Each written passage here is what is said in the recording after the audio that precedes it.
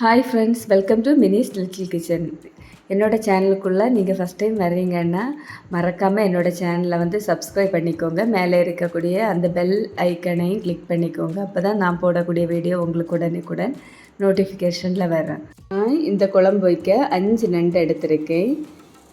ஒவ்வொரு நண்டும் இந்த மாதிரி கட் பண்ணி எடுத்திருக்கேன். நண்டு 2ஆக கட் பண்ணி எடுத்திருக்கேன். அதோட காலையும் 2ஆக கட் பண்ணி எடுத்திருக்கேன். அப்போ தான் மசாலாலாம் இந்த காலுக்குள்ளாடி இறங்கி நல்லா இருக்கும் சாப்பிட. சின்ன காலையெல்லாம் தனியாக எடுத்து வச்சுருக்கேன். இது நம்ம ஒரு மிக்ஸி ஜாரில் போட்டு அரைச்சி அந்த தண்ணியை இந்த குழம்புக்கு பயன்படுத்த போகிறோம். இது அரைக்கும்போது கொஞ்சமாக தண்ணி விட்டு அரைச்சிக்கோங்க. இந்த அளவுக்கு அரைஞ்சால் போதும். இனி இதை ஒரு வடிகட்டியில் நல்லா வடிகட்டி எடுக்கலாம். அதுக்காக ஸ்டீல் வடிகட்டி எடுக்காதீங்க. இதே மாதிரி வடிகட்டியில் வடிகட்டி எடுத்துக்கோங்க. வடிகட்டும் போது கொஞ்சம் கொஞ்சமாக தண்ணி ஆட் பண்ணி இதை அப்படியே இதோட சாறு அவ்வளவும் நம்ம எடுக்கலாம். இந்த மாதிரி எல்லாத்தையும் எடுத்துக்கோங்க. அந்த வேஸ்ட்டை நமக்கு தேவையில்லை தூக்கி போடலாம். இவ்வளவு தண்ணி கிடச்சிருக்கு. இனி நம்ம குழம்புக்கான மசாலா ரெடி பண்ணலாம். அதுக்காக ஒரு மிக்ஸி ஜாரில் அதில் ஒரு கொத்து கறிவேப்பிலை போட்டுக்கோங்க. கூடவே 2 பல் பூண்டு, அதிகமாக போட விடாது. இதே மாதிரி சின்னதாக ஒரு துண்டு வெங்காயம், 1 கப் தேங்காய் துருவல் போட்டு, கூடவே 1 பிஞ்ச் மஞ்சள் தூள், 1 டேபிள் ஸ்பூன் மிளகாய்த்தூள், 1/4 டீஸ்பூன் ஜீரகம் போட்டு கொஞ்சமாக தண்ணி ஊற்றி நல்ல பேஸ்ட்டாக இதை அரைச்சி எடுத்துக்கோங்க. இந்த அளவுக்கு அரைஞ்சால் போதும். இனி நம்ம குழம்பு ரெடி பண்ணலாம். அதுக்காக நான் வந்து ஒரு குட்டி உருளி எடுத்திருக்கேன். நீங்கள் வந்து மண் பாத்திரம் இருந்துச்சுன்னா அதை எடுத்துக்கோங்க. அதிலே நல்லாயிருக்கும். அதில் குழம்பு வைக்கும்போது இன்னும் நல்லாயிருக்கும். நம்ம அரைச்சி வச்ச அந்த மசாலாவை அதில் ஊற்றலாம். கூடவே நம்ம அந்த ரெடி பண்ணி வச்ச நண்டோட அந்த தண்ணியும் இதில் ஆட் பண்ணலாம்.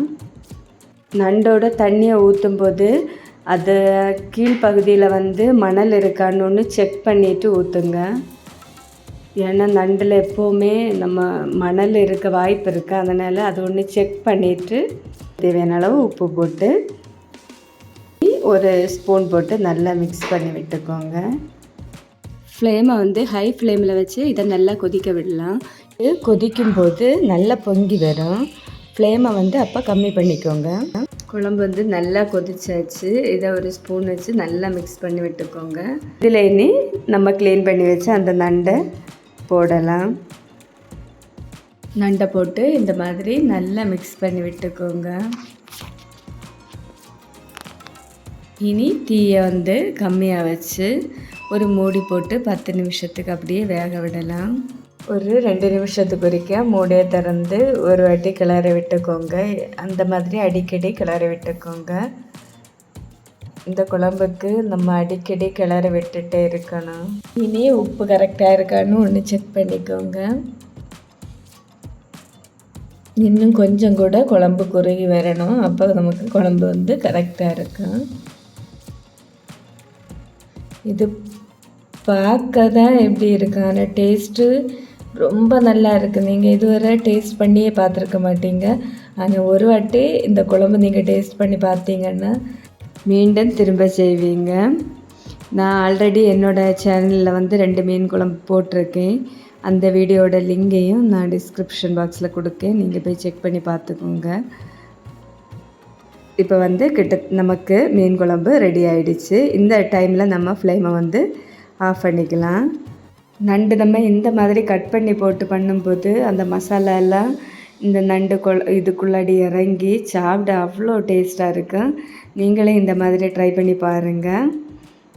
இனி இதுக்காக நம்ம ஒரு தாளிப்பு ரெடி பண்ணணும். அதுக்காக நான் ஒரு குட்டி கடாயை எடுத்திருக்கேன்.